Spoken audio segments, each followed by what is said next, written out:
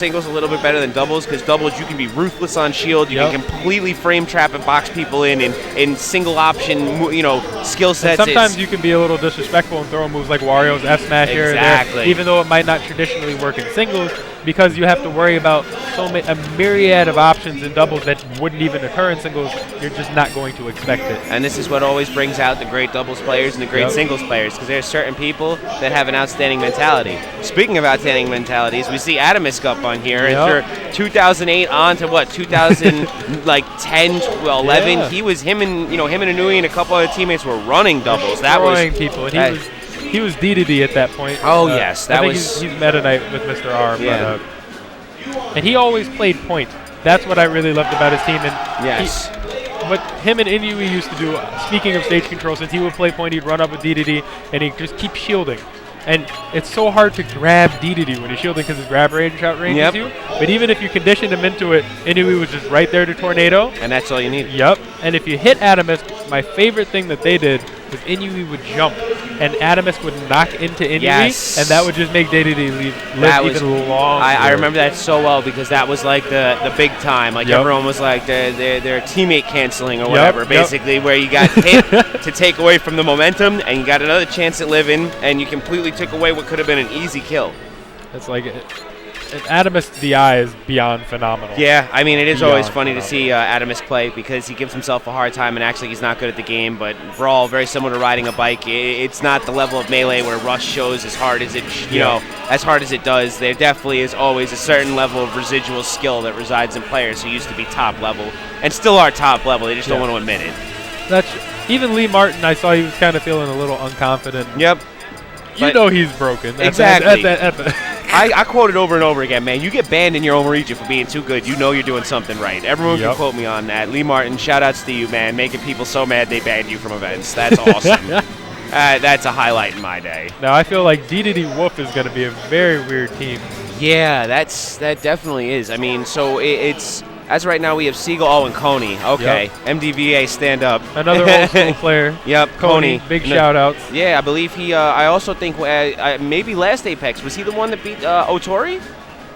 No. He beat a Japanese player, if I remember. It might have been in pools, but Coney definitely pulled a big win. I don't remember. Yeah, so pardon me and my awkward memories, but yet again, Coney never a slouch.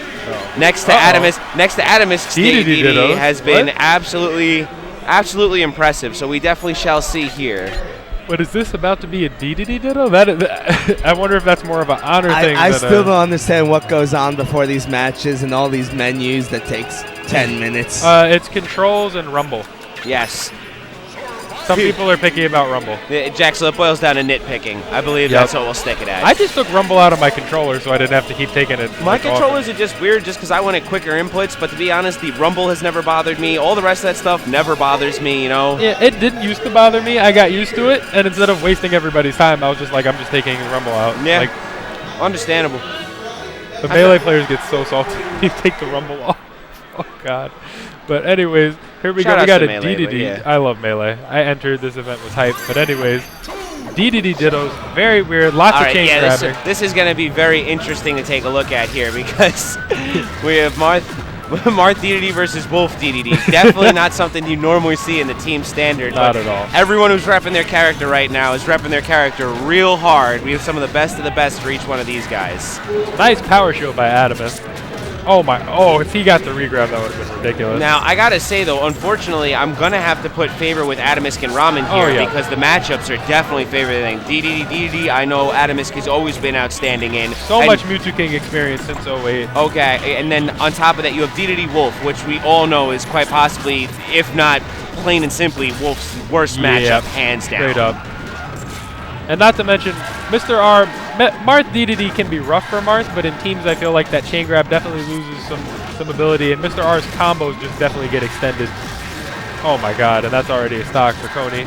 And Atomsk right now covering such great area.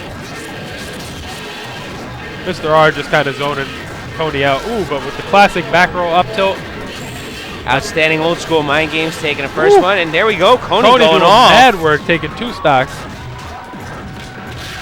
Seagull paying the price. This is really even. That was a rough scenario for Seagull, though. I didn't expect to see it go down. You know, I think that up air was meant to go over the ledge, and unfortunately made him fall off. Because Wolf's recovery is not a recovery. It is. Wolf has to be. He's very Olimar-esque in that he's such a great character, but sometimes he just gets screwed over a little bit. I don't know. Sometimes I think he's just he's cashing checks to the clearance lane, you know, the clearance rack. There are times where those options are not that impressive. But Seagull has made me eat my words more than enough. As we said, the match is still relatively very close. Very good. And Seagull having some ridiculous recent doubles wins. I know he got second with Mewtwo King recently, almost beating ADHD and Nairo, so he's no slouch at this, despite dealing with a disadvantaged matchup. You can see he's really holding his own. And it's been really rough for him because Atomsk has been going out of his way to make sure that he's the one on point against Seagull. Yep. He's gotten quite a few chain grabs against Seagull and really pushed him off stage, so Seagull has been getting the butt end of the matchup here. Atomsk's point game, as I was saying earlier, is absolutely ridiculous. Oh. This disrespect now that you're up on the mic with me here, it's absolutely fantastic. Just going to walk up and throw out heavy-duty options, throw the whole book at you. I'm really looking for, like, DDD down throw to Marth Tipper. That would be the most hype way for anything to end.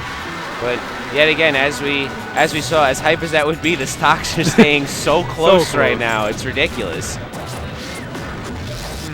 Coney taking full advantage of Robin hitting Atomsk there. He's like, I'll keep that combo going. All right, wow, and Atomsk doing the same that was thing. Crazy, and it must have been an inhale from Coney that ripped all three of them clear off the edge. That was I had no idea what happened there. Inhale can do some crazy things. Yeah, it messes with the gravity real hard. Not even just the gravity, just, oh my God. Coney. Gordo. Literally something up his sleeve. Ooh, and Atomsk with very poor DI. Pat G came for a visit. Yes. Pat G making his way all the way back out here to Apex 2014. The legend, the only. Yes. Now the silent hero here, Ramen, look at this, 23%. Getting that kill on Coney. Unfortunately, Seagull going for that down air. Been catching that chain grab all day from Atomsk. Has not gotten away from it. Well, with Atomsk's power shielding ability, a lot of things that I feel like Seagull thinks would be... Oh, Mr. RSDing. That is very likely the game unless Atomsk can take out Seagull right now. This is going to be very difficult anyway because this is what I had a feeling was going to happen. So, wow, big turnaround there. Very big turnaround as Coney and Seagull end up taking game one. Now, that's just what I was about to say. He should have done that from the start. Like, Coney just nodding in acceptance like I knew that was happening. It's okay. I play day-to-day. This is what normally happens. If the Meta Knight isn't there in the first place, he'll be right afterwards. And right at the start of the match, Atomsk knowing exactly what to abuse. And Seagull giving him another opportunity to do so. That was great. Managed to laser Atomsk towards the end of the NATO and give him a whole another NATO opportunity. Although, we have to admit, Seagull's been really good at the Meta Knight matchup recently. Oh, no, definitely. There is no question asked about that. That's why I was not surprised to see him struggling with Atomsk's day-to-day just because of the fact that clearly not wasting any time training in that matchup anymore. Well aware that it's just a lost cause and he can go Meta Knight there. And the other thing is that now that, DDD isn't getting those chain grabs, that really affected game one. Seagull took a lot of damage. He got sent off stage so much. So lost a couple stocks due to chain grabs that went all the way to the ledge also. Not to mention DDD has some extreme kill power. And both these characters are fat. Whoop is surprisingly a heavyweight despite his size. Yes. Oh my God, the poor DI on that down smash. That was one of the things that's always driven me crazy about Wolf. As much as we like to give him guff, his down smash is a quick little option that's got a lot of power behind it. Definitely can cause some fraudulent moments from players. Air dodge down smash, classic cheese. Bringing back that 2009 with a vengeance. Either way, Atomsk, wonderful play on points again. A down smash of his own. Yep. Wolf's up smash is ridiculous. Seagull racking major damage, 18 per up smash. Atomsk trying to cover Mr. R's landing. He doesn't get hit, but they didn't get stage control. Oh my God, Seagull's back airs are relentless. So safe. And as right now, heavy-duty stage control as we see green team not even letting red team breathe. Every time they touch the stage, it's like, no. Let me see a hall pass. Let me see a hall pass real quick.